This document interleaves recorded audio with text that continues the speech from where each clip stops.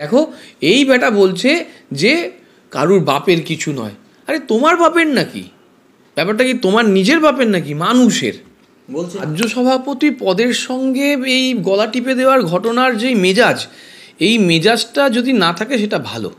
কারণ উনি আরও গলা টিপে দেবেন শুধু বলেননি, উনি একই সঙ্গে বলেছেন যে গাড়ির সামনে অবরোধ দেখানোর ন্যাকামি করতে এলে গাড়ি চাপা দিয়ে দেবো।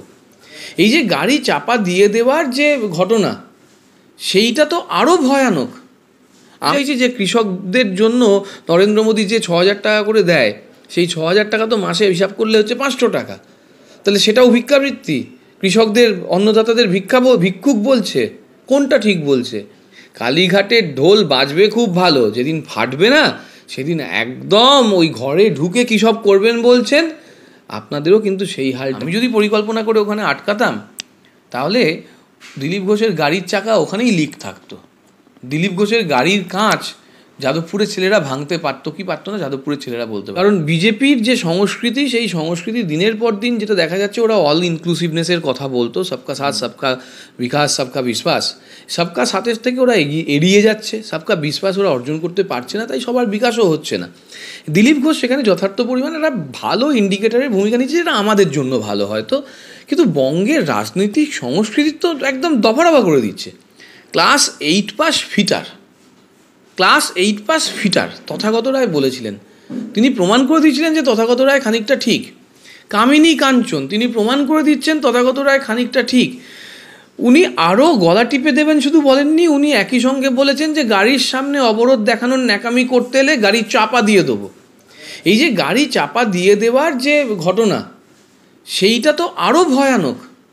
আমাদের মন্ত্রী ব্রাত্য বসু, আমাদের ওয়েবকুপার সভাপতি ব্রাত্য বসু, তার কাছ থেকে উনি শিখুন যে কিভাবে গণতন্ত্রকে রক্ষা করতে হয়, কিভাবে সহনশীলতা বজায় রাখতে হয়, কিভাবে রাজনৈতিক সৌজন্য বজায় রাখতে হয়।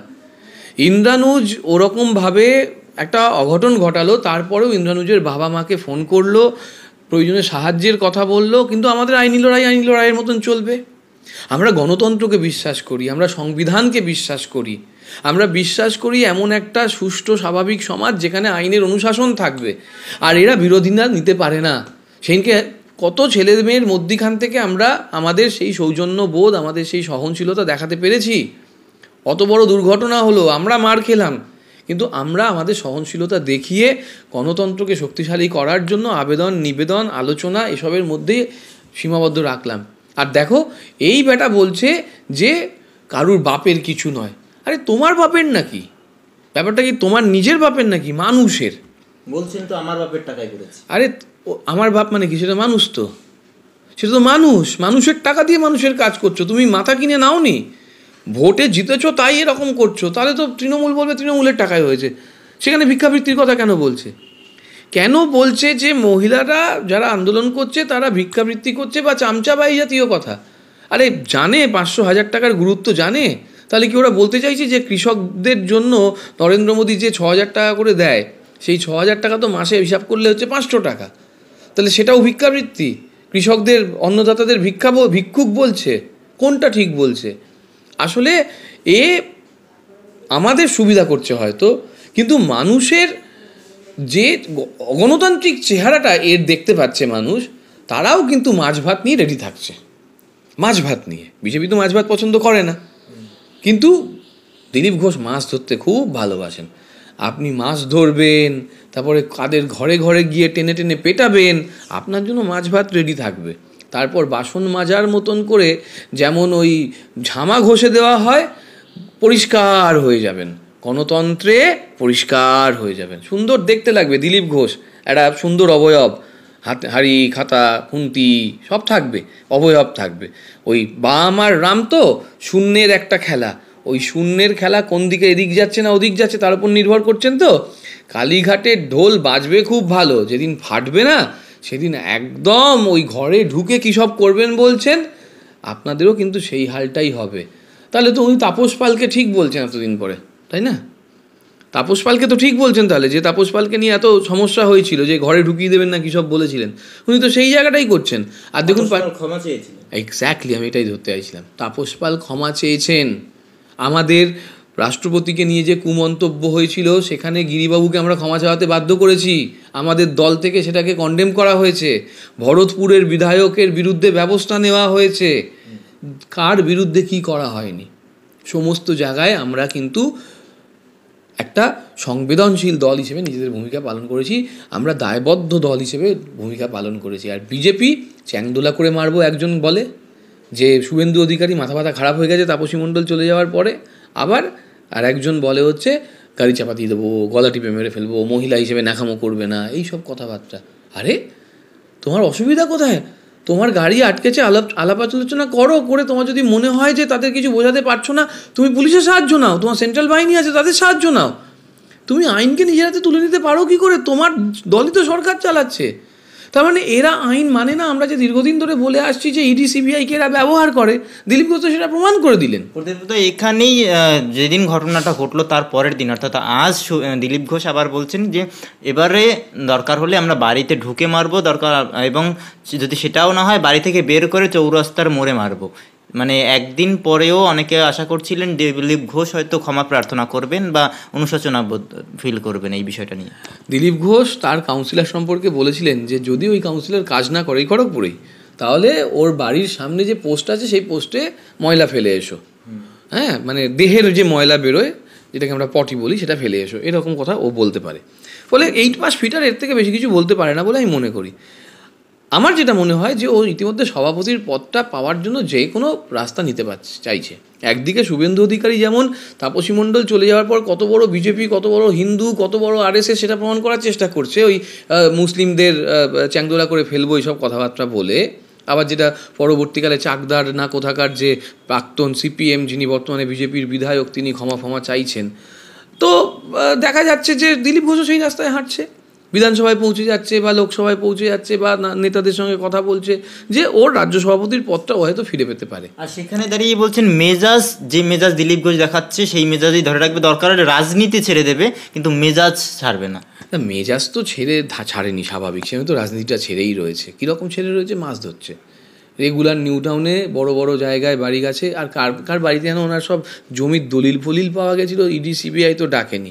ফলে খানিক রাজনীতি ছেড়েই রয়েছে। হয়তো সভাপতির পদ থেকে সরিয়ে গেল, সহসভাপতি কেন্দ্রে সেখান থেকে সরে গেল, ঘুরিয়ে বিজেপি ওনাকে হারালো এবং সেই নিয়ে দলের মধ্যে দ্বন্দ্বও হলো, পরিষ্কার দলের বিরুদ্ধে কথা বললো, তারপর আবার অশোক দিন্দা সেটা নিয়ে বিরোধিতা করলো, ওদের দলের মধ্যে এই ধরনের বিরোধিতা লাগাতার চলে আসে। ফলে রাজনীতি খানিকটা ছেড়েই দিয়েছে, মেজাজেই আছে, কখনো দলের বিরুদ্ধে বলে, কখনো দলের পক্ষে বলে, ওদের অভ্যন্তরীণ ব্যাপার। কিন্তু কোথাও গিয়ে ভঙ্গ রাজনীতির সংস্কৃতিটা তো চূড়ান্তভাবে খণ্ডন হচ্ছে। দেখো, আমাদের যে কোনো মুখপাত্ররা, আমাদের কোনো নেতা যদি ভুল বলে, আমাদের সাহস আছে যে তাকে বলবো যে উনি ভুল বলেছেন, ওনাকে শোধরাতে হবে। এটা ভরতপুরের বিধায়ককেও বলেছি বা অন্য যে কোনো জায়গায় আমরা এটাকে বলেছি। সেখানে দাঁড়িয়েই অগ্নিমিত্রা পাল বলেছেন দিলীপ দে 100 বার ঠিক করেছে এবং তার সঙ্গে সঙ্গে বলছেন যদি ইট মারে তাহলে পাটকেল নয় বুলডোজার আসবে। এটাই তো বলছি, এইটাই তো বিজেপি সংস্কৃতি, ওদের জিনে রয়েছে এই ধরনের সমস্যা, ওরা ওমেনাইজার। আজকে অগ্নিমিত্রাদির ভাগ্য ভালো বা ভালো কিনা আমি জানি না যে ওদের মমতাদির মতন কথা শুনতে হচ্ছে না। দিলীপ ঘোষ প্রমুখরা যেভাবে মমতাদিকে কথা বলেছিল, তোমার একটা কথা মনে পড়ছে, যখন অগ্নিমিত্রা পাল ওই ডাক্তারদের আন্দোলনের কাছে যেতে চাইছিলেন, তখন গো ব্যাক শুনতে হয়েছিল, অভিজিৎ গাঙ্গুলিকে গো ব্যাক শুনতে হয়েছিল। বিকেলবেলাতেই শুভেন্দু অধিকারী একটা প্রেস কনফারেন্স করলেন এবং সেখানে বললেন যে ওরা মদ গ্যাজা খায়, ওরা বাজে লোক, হেনাতেনা এইসব। ডাক্তারদের আন্দোলনকেও ছোট করে দিলেন। তাহলে এদের নেচারটাই তো এটা, যে এরা যে কোনোভাবে হোক কোনো বিরোধী স্বরকে উঠতে দেবে না, এবং না উঠতে দিয়ে এরা যেটা করবে সেটা সেই আন্দোলনের গলা টিপে মারার চেষ্টা করবে। যেমন ঠিক জামিয়া মিলিয়াতে হয়েছিল, এই যেটা হচ্ছে জেএনইউতে হয়েছিল, জামিয়া মিলিয়াতে হয়েছিল, অন্য একটি মুসলিম বিশ্ববিদ্যালয়ে হয়েছিল। এদের কাজ তো হচ্ছে সেইটাই, যেখানে বিরোধী স্বরকে কোনোভাবে দাবড়ে না মারতে পারলে আইনি প্রতিষ্ঠান মারা বা ব্যবহার করা। ওই জন্যই তো ওরা যাদবপুরের আন্দোলনে যে ঘটনা করলো সেখানে এনআইএও চাইছে, আবার মিলিটারির কথাও বলছে। আমরা কিন্তু যেটা বলার চেষ্টা করছি, আইনানুগভাবে সুরক্ষার প্রসঙ্গটা থাকুক, কিন্তু এরা সব কিছুতে রাষ্ট্রদ্রোহিতা নিয়ে আসার চেষ্টা করছে। রাষ্ট্রদ্রোহিতা অবশ্যই রাষ্ট্রদ্রোহিতা, যে কেউ রাষ্ট্রদ্রোহিতা করবে তৃণমূল তার পাশে থাকবে না। একদমই। কিন্তু শুভেন্দু অধিকারী বলছেন দিলীপ ঘোষের এই যে গোটা বিষয়টা হলো, অর্থাৎ তৃণমূল কংগ্রেসের নেতা নেত্রীরা বিক্ষোভ দেখালেন, সেটা ভাইপোর প্ল্যান যদি হতো দিলীপ ঘোষ ওখান থেকে নড়তে পারতো না। ভাইপোর প্ল্যান যদি হতো তাহলে ওই যে ববি না কি নাম যে ভোটে দাঁড়িয়েছিল সে জিতে যেত হয়তো। ভাইপো 7 লক্ষ ভোটে বেশি জিতেছে, কোন ভাইপোর কথা বলছে আমি জানি না, কিন্তু যে ভাইপোই হোক, আমিও তো কারুর ভাইপো, আমি যদি পরিকল্পনা করে ওখানে আটকাতাম তাহলে দিলীপ ঘোষের গাড়ির চাকা ওখানেই লিক থাকতো। দিলীপ ঘোষের গাড়ির কাঁচ যাদবপুরের ছেলেরা ভাঙতে পারতো কি পারতো না যাদবপুরের ছেলেরা বলতে পারবে, কিন্তু তৃণমূলের লোকেরা কিন্তু দিলীপ ঘোষের গাড়ির হাওয়াও খুলে দেয়নি, গাড়ির কাঁচও ভাঙেনি, বা তাকে শারীরিকভাবে নিগ্রহও করেনি। আমাদের সংস্কৃতি, বাংলার সংস্কৃতি আজীবন গণতান্ত্রিকতার পক্ষে থাকে, আজীবন একটা সহনশীলতার পক্ষে থাকে, সংবেদনশীলতার পক্ষে থাকে, যেটা দিলীপ ঘোষরা দিনের পর দিন ভাঙছে। এবং শুভেন্দু অধিকারী আজকে টিকে থাকার জন্য দিলীপ ঘোষের সঙ্গে কোথাও গিয়ে হাত মেলাচ্ছে, কারণ তাপসী মণ্ডল তো চলে গেছে, 77 থেকে 65-তে এসছে, 12 জন চলে গিয়েছে, আরও যাওয়ার জন্য লাইনে বসে আছে। মানে আগের বার এরোপ্লেন করে করে নিয়ে যাচ্ছিল 20 সালে, আর এবার দেখা যাচ্ছে সব মই দিয়ে দিয়ে নিচে নামছে, আর মই দিয়ে উঠতে চাইছে না। বিজেপির বিভাজনের রাজনীতি তাপসী মণ্ডল সামনে থেকে দেখিয়ে দিয়েছে। বিজেপির বঞ্চনার রাজনীতি তাপসী মণ্ডল সহ অন্যান্য বিধায়করা দেখিয়ে দিয়েছে যে কিভাবে পশ্চিমবঙ্গ, বাংলার মানুষ, বাংলার সংস্কৃতি প্রভৃতিকে বিজেপি বঞ্চনা করছে এবং মিথ্যাচারিতা করছে। ফলে দিলীপ ঘোষের সঙ্গে শুভেন্দু অধিকারী দুটো মাথা খারাপ লোক এক জায়গায় হয়েছে, একটু তো বেশি ভূমিকম্প হবেই, কারণ তোমার মনে থাকবে যে দুটো বড় জায়গা যখন এক জায়গায় আসে একটুখানি কম্পন হয়, এই কম্পন সাময়িক।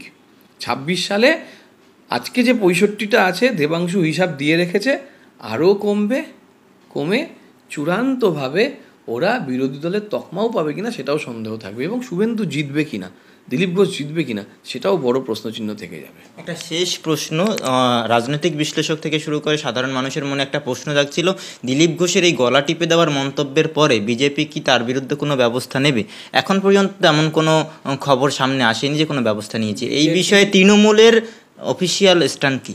বিজেপি কি আজ অবধি কারুর বিরুদ্ধে কোনো ব্যবস্থা নিয়েছে বলে জানা আছে? গলিমারো ড্যাশ ড্যাশ কো যারা বলেছিল, যারা সুর্পনাখা বলেছিল পার্লামেন্টে দাঁড়িয়ে, যারা আরও আন্দোলনজীবী বা এই জাতীয় কথা বলেছিল, আজ অবধি তাদের বিরুদ্ধে ব্যবস্থা নিয়েছে? ফলে এটা কি করে ভাবছি, তৃণমূল মনে করে যে পশ্চিমবঙ্গের রাজনীতি একটা সংবেদনশীল, সহনশীল এবং মর্যাদা রক্ষার সংস্কৃতি নির্ভর রাজনীতি, তৃণমূল সেটাকে প্রমোট করবে, প্রোটেক্ট করবে। এবং তার জন্য যদি দিলীপ ঘোষের মতন এরকম মানুষকে কোথাও আইনি জায়গায় নিয়ে যাওয়ার দরকার হয়, প্রয়োজনে তৃণমূল সেটাও করতে পারে, প্রয়োজনে তৃণমূল আইনি ব্যবস্থাও নিতে পারে। কিন্তু গণতন্ত্রের মধ্যে দিয়েই তৃণমূল প্রমাণ করে দেবে যে বিজেপি কত বড় ভয়ানক দল এবং মানুষ তাদের প্রকৃত প্রস্তাবে চাইছে না। তৃণমূল কংগ্রেসের অবস্থান কি এবার দিলীপ ঘোষের বিরুদ্ধে আইনি পদক্ষেপ নেওয়া? কারণ ওই অঞ্চলে তৃণমূল নেতারা দিলীপ ঘোষের গ্রেপ্তারের দাবি তুলছে। এখনো সেটা কতটা হবে এখনই বলা যাচ্ছে না, কারণ প্রকৃত প্রস্তাবে অভিযোগগুলো তো গ্রাউন্ড জায়গা থেকেই আসবে। আইনের পথে চলবে, এটা তৃণমূল কংগ্রেসের অবস্থান। তৃণমূল কংগ্রেসের অবস্থান যে এই ধরনের কুমন্তব্যকে তৃণমূল কংগ্রেস বারবার দেখাবে যে এরা সবকা সাথ, সবকা বিকাশ, সবকা বিশ্বাসের কথা বলে, যেটা আখেরে ভুয়ো। এরা প্রকৃত প্রস্তাবে মানুষে মানুষে বিভাজনের কথা বলে, এরা প্রকৃত প্রস্তাবে বিকাশের বদলে একটা শ্রেণীকে নিয়ে চলার চেষ্টা করে, একটা কতিপয় শ্রেণীকে নিয়ে চেষ্টা করে, সবাইকে নিয়ে চলার চেষ্টা করে, সবার উন্নতি করে না। এরা সবকা সাথ বলার চেষ্টা করে কিন্তু মানুষে মানুষে বিভাজন করে দেয়, বঞ্চনার রাজনীতি করে। এরা মানুষের পেটে লাথি মারে, 100 দিনের কাজের টাকা আটকায়, মানুষের মাথার ছাদ আটকে দেয়। রেখা আজ অবধি তার বাড়ি পেল না, তাহলে কোন জায়গায় দাঁড়িয়ে থাকবে? আর অন্যদিকে তৃণমূল মনে করে তাদের একটাই কাজ, তারা মানুষের সেবা করে যাবে। তাই যেখানে আবাস যোজনা বন্ধ হচ্ছে, প্রধানমন্ত্রী আবাস যোজনা, সেখানে বাংলার বাড়ি প্রকল্প চলছে হু হু করে। যেখানে 100 দিনের কাজের প্রকল্প বন্ধ হচ্ছে, সেখানে আমার এখানে কর্মসাথী চালু হচ্ছে। ফলে তৃণমূল কংগ্রেস উন্নয়নের রাজনীতি করে, তৃণমূল কংগ্রেস প্রকৃত প্রস্তাবে জনকল্যাণের, মানব কল্যাণের, সাধারণ মানুষের কল্যাণের রাজনীতি করে। তৃণমূল কংগ্রেস মনে করে দিলীপ ঘোষের এই হলো বক্তব্য বাংলার সংস্কৃতি, কৃষ্টিকে চূড়ান্তভাবে অবদমিত করেছে, চূড়ান্তভাবে অপমান করেছে নারী সুরক্ষা, নারী সম্মানের জন্য। ওনাকে ক্ষমা চাইতে হবে। আর তৃণমূল এর প্রতিবাদ প্রতিরোধ করবে গণতান্ত্রিকভাবে। 26 সালে এর জবাব তৃণমূল দিয়ে দেবে, যাতে করে দিলীপ ঘোষ, শুভেন্দু অধিকারী, সুকান্ত মজুমদার কেউ আর ময়দানে না থাকতে পারে।